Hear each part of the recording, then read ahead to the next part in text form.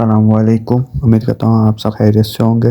एक गांव में रामू नाम का एक मोची रहता था। वो अपनी छोटी सी दुकान पर छोटे मरम्मत करने का काम करता था। रामू बहुत गरीब था, लेकिन इसकी ईमानदारी हम पूरे गांव में मशहूर थी। एक दिन एक ग्राहक ने अपना जूता मरम्मत करवाया और जल्दी में अपना बटुआ दुकान पर भूल गया। बटुए में काफी रकम थी। रामू ने बटुआ देखा और फौरन सोचा कि यह बटुआ इसके मालिक को वापस करना चाहिए, चाहे इसे कितना ही फायदा क्यों ना हो सकता था।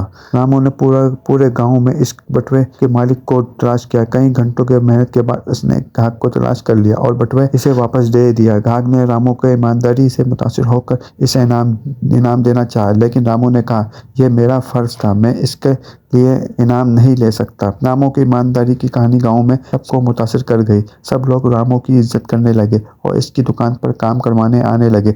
रामू की ईमानदारी ने न सिर्फ इस खुशहाल बनाया, बल्कि एक मिसाल भी कायम की कि ईमानदारी सबसे बड़ी दौलत है। ये कहानी हमें सिखाती है कि ईमानदारी के रास्ते पर चलने से न सिर्फ इज्जत मिलती है, बल्कि ज़िंदगी में हकीकत और सुकून भी हासिल होता है।